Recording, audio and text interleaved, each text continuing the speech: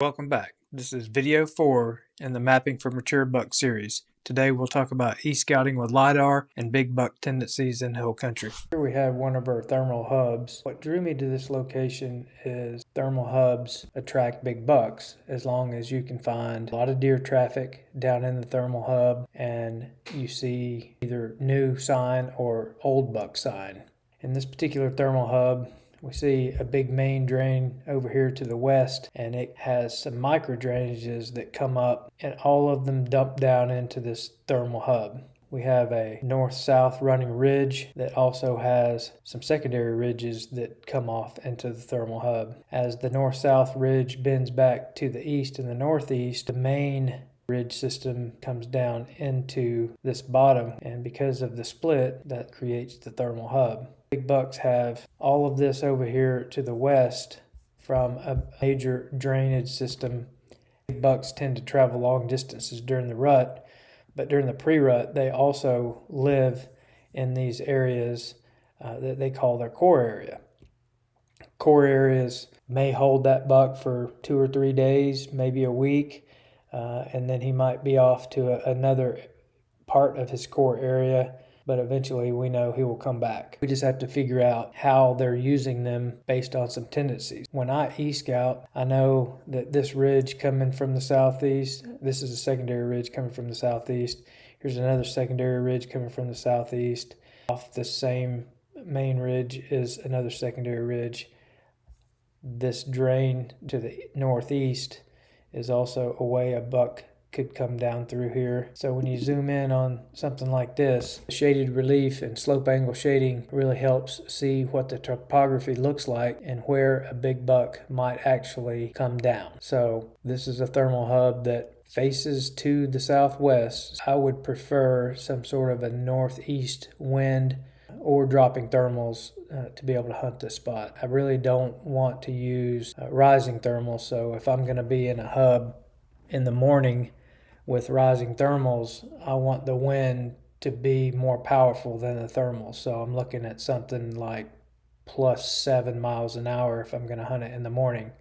If I'm going to hunt it in the evening, approach is going to be from the southwest towards the northeast, and I'm going to come up in here the best way I can with the wind in my face and drop in milkweed to make sure that my wind is blowing back to the southwest and that it's not wanting to rise up. So that's kind of the indicator for me. Typically in these thermal hubs, I want to begin my focus in this area here because if you zoom in, you can see that there are some flat spots. And these flat spots generally off to the side of the creek, put a circle S in some of these flat spots, so that forces me during boots on the ground scouting to go look at the flat spots and find where a major community scrape might be. Or these scrapes are very key to the setup in a thermal hub, I believe. They don't have to be there, and when they're not there and I still think that there's a lot of deer using the area, I'll put a mock scrape down here in one of these flat areas, and it's going to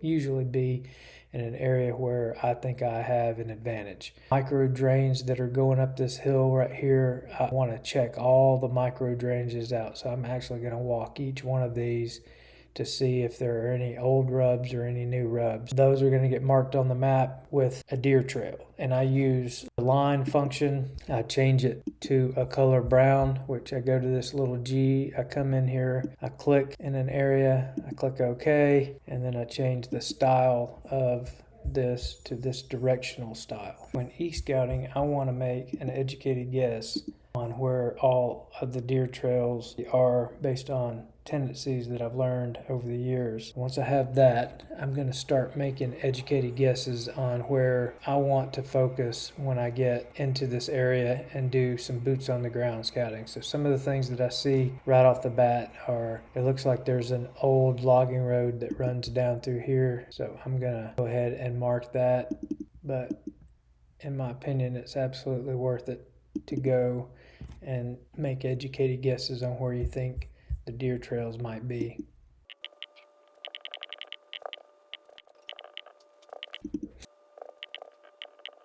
So this gives you a good picture of how I like to predict where I think the deer trails might be just based on tendencies. Trails that go up the spine of these secondary ridges. There are many different spines that I can see in here. These little side spines are important. This is a good spine of a secondary ridge. Here's one over here, and then there's one down here. What I usually find is in some cases there will be pretty good rubs down these spines of these secondary ridges that dump down into these thermal hubs. For the most part, those are being used by 2.5, maybe even 3.5-year-old bucks and younger. We're focused on mature bucks here. I want to go in when I put boots on the ground and walk all of these trails. If there's not a trail there, I'll simply click on the line and I will delete it. If there are big rubs or old rubs, or even what I really love is signpost rubs that are being hit year after year, if I find one of those, that trail is going to stay on my map. At the end of the day, we will go in, do boots on the ground scouting, walk all of the trails, and as you're walking the trail, you're going to mark down every rub with a new waypoint. I use circle R for rubs and circle S for scrapes. So for example, if I wanted to add what I predict a scrape might be, I'm going to add a marker here. I'm going to change it to a circle S, change my deer type colors to brown.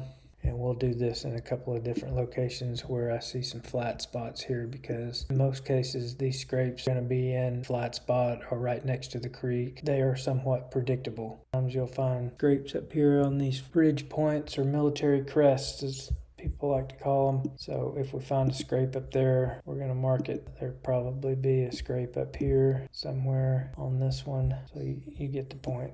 I think there's a good chance that there might be a scrape up here on this flat section of this secondary ridge. I want to kind of key in on where our more steeper terrain is at. This ridge system over here to the west has a lot of steep terrain that you can see in the reds and yellows. Probably going to walk the edges of all of the steep stuff just to see if I can find big rubs, generational rubs. This mountaintop up here looks good. So does this one over here. I'll also zoom in on these areas so that I can see what LiDAR is showing me. And as we see right here, there are either old logging roads, they might be generational deer trails. In some areas I have actually found that LiDAR is deer trails, especially if it's been used for generation after generation. But I'm also looking for small little gaps. So right here we can see a small little gap in this very steep terrain, and I'm going to want to go check out both sides of this because typically I find rubs in these areas. So now if we zoom back in on our thermal hub, and based on what we know that deer generally walk down the spines of these secondary ridges. As a matter of fact, I forgot one here, so I'm going to go ahead and put that on the map. There's a sort of a semi-spine down through here. I don't want to miss any of these. When we go into the woods and we do boots on the ground scouting, we're going to eliminate the trails that aren't truth, and we're going to leave the trails that are truth on our map. We're also going to try our very best to find where this scrape is down here, because in my estimation there's usually a scrape in any thermal hub that's worth hunting. And if not, you see a lot of deer trails and a lot of deer tracks and a lot of fresh sign, it might be helpful to put a mock scrape in one of these situations. So this is how I initially set up my map for a thermal hub. This is a parallel ridge system. What I'm looking for is these parallel ridges, probably 1, 2, 3, 4. When there's a lot of things going on with a parallel ridge, such as this drain over here to the west with this micro drainage coming up to this parallel ridge, and then you have a big drain over here to the northeast with secondary drain coming up into this parallel ridge system, and then you've got a couple of drains down here below. What I have found is that in country where you primarily have westerly or northwest winds, this type of scenario sets up very well, because these bucks will want to come from one big drain or one big ridge system. Big bucks are traveling long distances during the rut, they'll be quartering into the wind and they'll be able to smell any estrus does that might be on top of this ridge.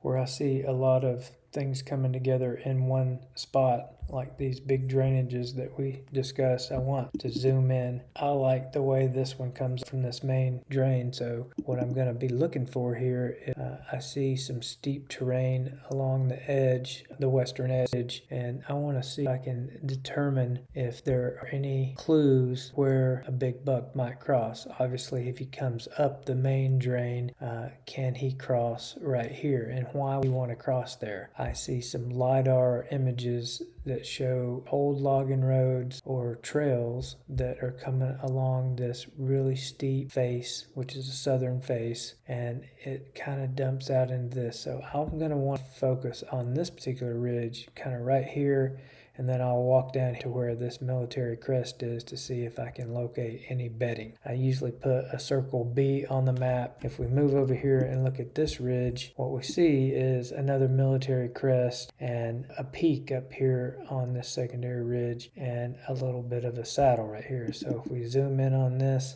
we do see that there is an old road bed or a trail of some sort coming up here. There is one that treks right down the top of this really steep terrain, and then you got multiple trails coming from the north. And I like the fact that this drain over here is a single drain, a micro drainage that dumps down into this little bottom, and then it looks like something comes up right here. So I'm probably going to walk this whole area right here and document all my rubs and scrapes and which trails are significant to me, because then when we zoom back out, the truth is what allows you to be able to hunt these spots and go undetected and be in the right spot that you need to be in.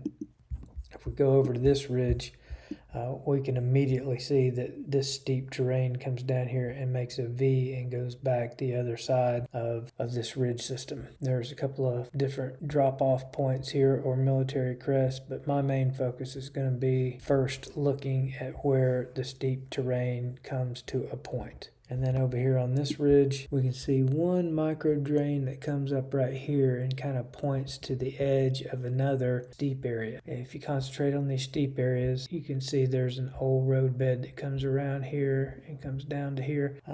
Those are typically where you're going to find the most sign at. So zooming back out, this is why I like this particular parallel ridge system. One, where I hunt, typically get a lot of northwest winds in the fall, and there's a big drain to the west, there's a big drain to the east, and somehow these bucks are gonna, when traveling through here, they're gonna have tendencies to travel the same locations year after year. As an example of a wagon wheel or a topographic hub, and these are easy to see when you zoom way out, because it's just where a lot of different ridges and secondary ridges come together all in one spot. And the way I like to e-scout them is to actually draw these lines so that I can hopefully determine where all of these trails come together in the best spot, or where a mature buck is likely to cross. Here I can see a bit of a saddle right here. I think if I turn on contours, maybe some of you guys are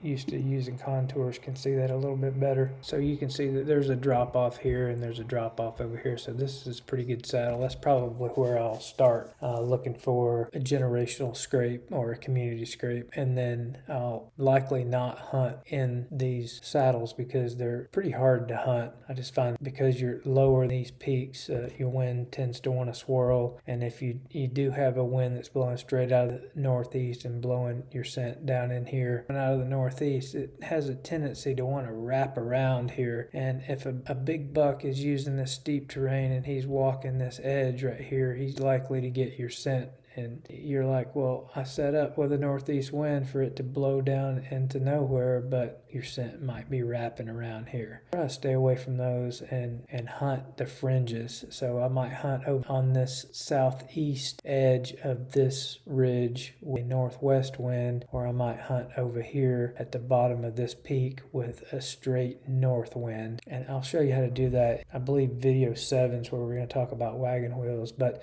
wagon wheels generally give you you a lot of different options to be able to set up a stand and still be within the focus area of where you want to be. With boots on the ground scouting, some very big rubs, those are typically where I'm going to try to setting up my stand so that I'm not down here in this saddle where my winds might be swirling or wrapping around these ridges. When e-scouting the connecting drainages scenario, I want to draw all of the drains in some color with some line in order to kind of see where they all come together.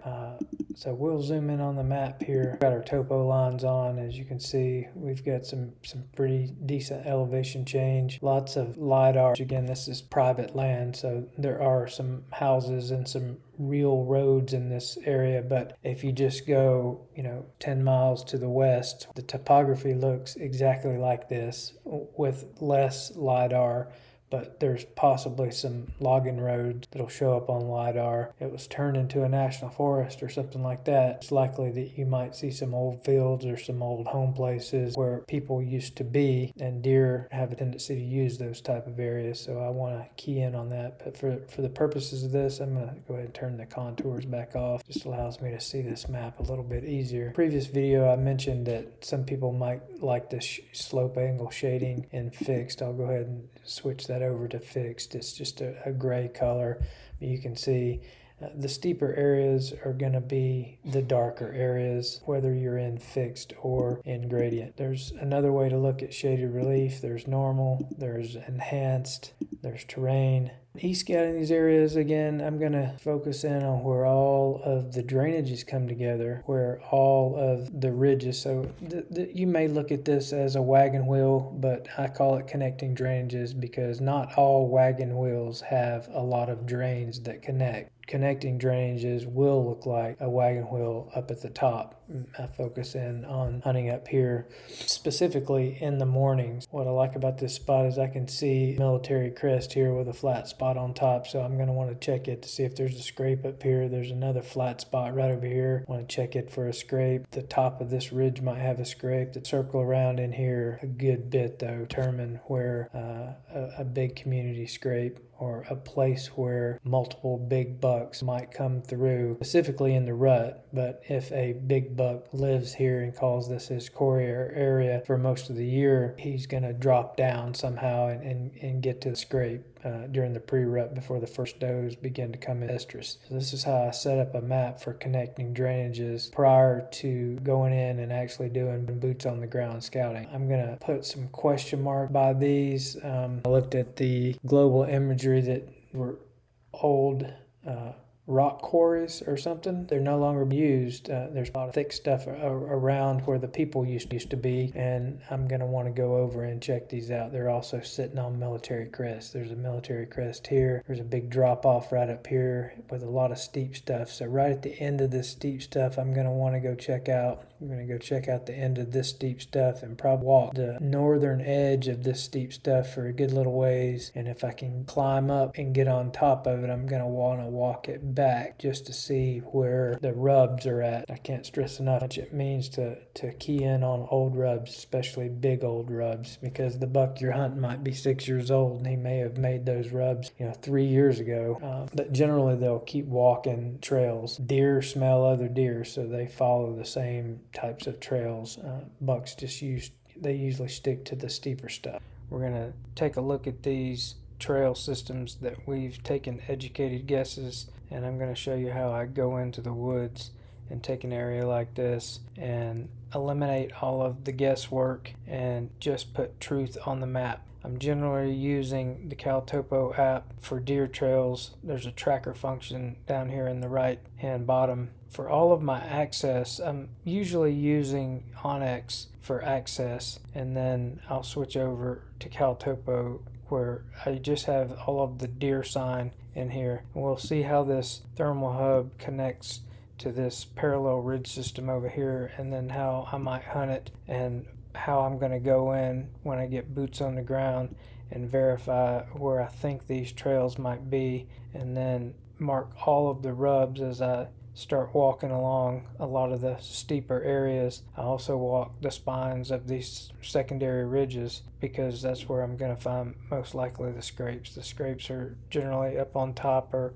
on a secondary ridge that has a really nice flat spot. I'll talk about what I look for in a scrape and whether I think it's the scrape or 2.5-year-old's scrape. So stick with us, and video number 5 will come out here in a couple of days.